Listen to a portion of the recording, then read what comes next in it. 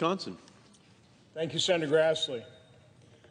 What Senator Grassley and I have shown over the course of 6 speeches are the actual bank records of financial transactions tying President Biden's son, Hunter, and his brother, James, to businesses that are essentially the arms of the communist Chinese regime. But the Biden business ventures include activities in many more countries than just China. In our September and November 2020 reports, we showed a vast web of Biden family foreign financial entanglements that were largely ignored by the media and falsely labeled Russian disinformation by our Democrat colleagues. As outrageous as the suppression of our reports and the false attacks were, perhaps the most egregious behavior came from 51 former intelligence agency officials who lent their names and reputations to an effort designed to convince the American public that Hunter Biden's laptop had, quote, all the classic earmarks of a Russian information operation, unquote. Without any evidence backing their assertion, they engaged in their own, quote, information operation, unquote, by signing a public letter right before the election. Their letter was actual disinformation, coming from what are supposed to be trusted former members of our U.S. intelligence agencies. They shall be ashamed and held accountable for spreading this disinformation. By signing that disinformation letter, they reinforced false claims that the records on the laptop were not legitimate. By casting doubt on evidence of the Biden's corrupt practices, these former intelligence officials interfered in the 2020 election to a far greater extent than Russia could have ever hoped to achieve. Their willing accomplices in the press amplified this disinformation letter, and by doing so were equally guilty of egregious election interference. In August 2020, I wrote a public letter detailing the history, purpose, and goals of my oversight investigations. In that letter, I laid out the timeline of Joe and Hunter Biden's involvement in Ukraine. The timeline is very revealing. It starts in February 2014. That was the month of the Revolution of Dignity in Ukraine.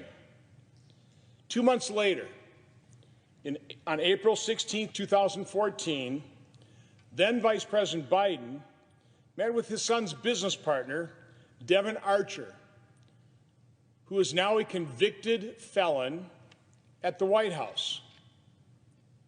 I just want to pause and just let that sink in a little bit. Devon Archer is now a convicted felon.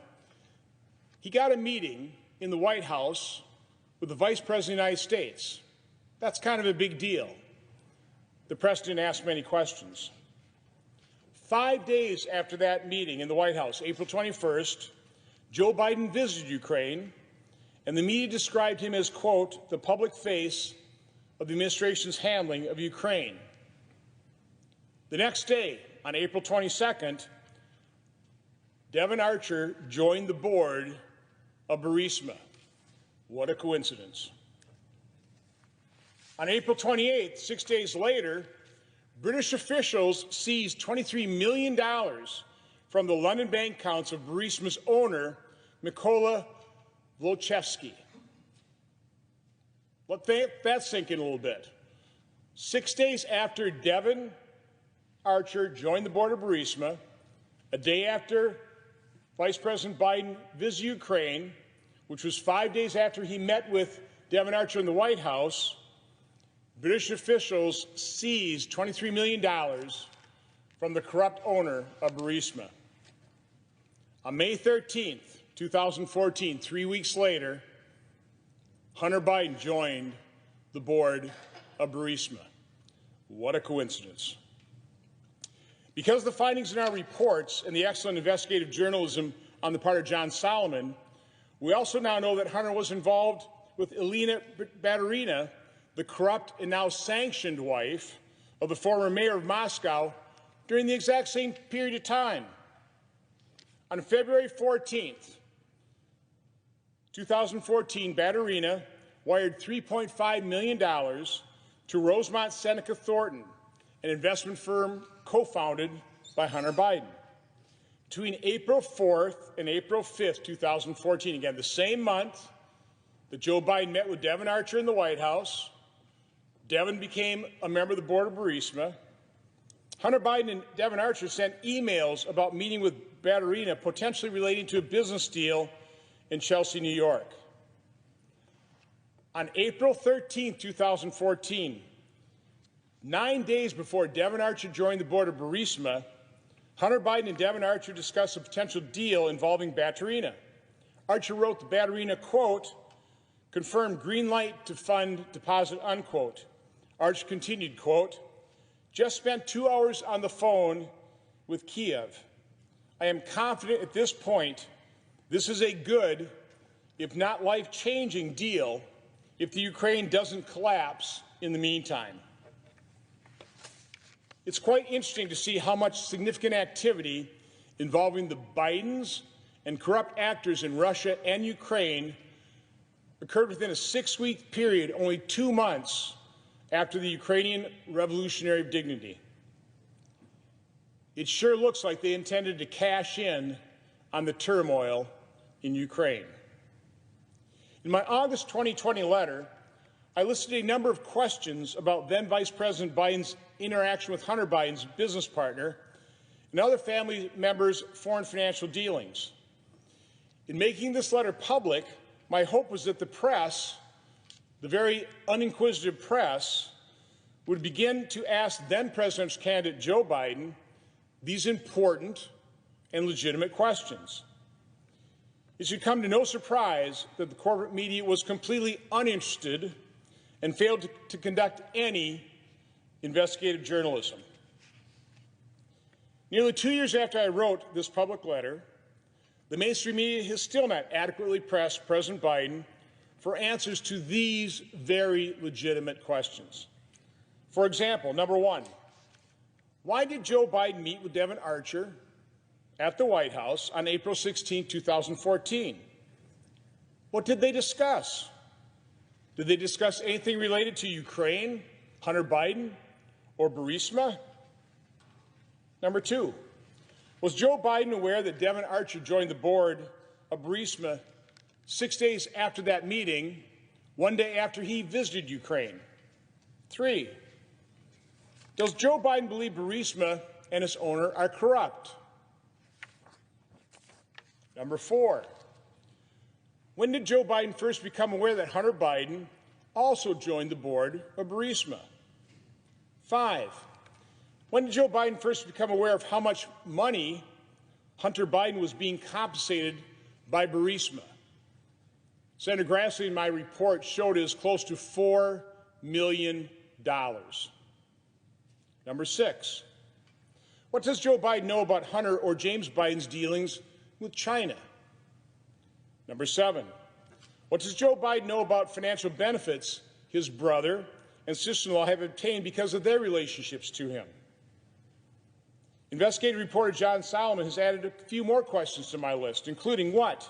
Number one, what, if anything, did Joe Biden know about his son's dealings with Russian oligarch Alina Baturina? Number two, in 2017, a series of memos referred to a Chinese business deal that involved Hunter Biden and included a 10% equity for the, quote, big guy, unquote. What did Joe Biden know about this specific deal and who was, quote, the big guy, unquote? Number three, emails on Hunter Biden's laptop, now in the possession of the FBI, refer to shared accounts or bills between Joe Biden and Hunter.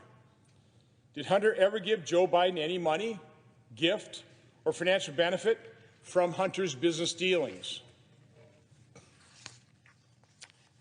After a long overdue analysis, the New York Times and Washington Post have finally admitted that records from Hunter's laptop are authentic, which means, although they will never admit this, the Senator Grassley and I were right and they were wrong. It is interesting to read how limited and muted their mea culpas are. My guess is that they learned a lot from their coverage of Nixon's Watergate scandal cover-up. They learned that when you've been caught in a cover-up, and that is what has happened here, you try to limit the damage by telling a little bit of the truth. In the intelligence world, this strategy is called, quote, a limited hangout, unquote. The Watergate co-conspirators called it, quote, a modified limited hangout, unquote. Regardless of what you call it, what the New York Times and the Washington Post are doing is not telling the whole truth. I doubt they ever will. But just in case they decide to pursue the truth with a little bit more rigor, they can use the above list of relevant questions as a good starting point for what they should be asking President Biden. For our part, Senator Grassley and I will continue to ask tough questions, review more information and records, and transparently provide that information to the American public. We intend to pursue and uncover the truth. I will now turn the floor back over to Senator Grassley for his closing remarks.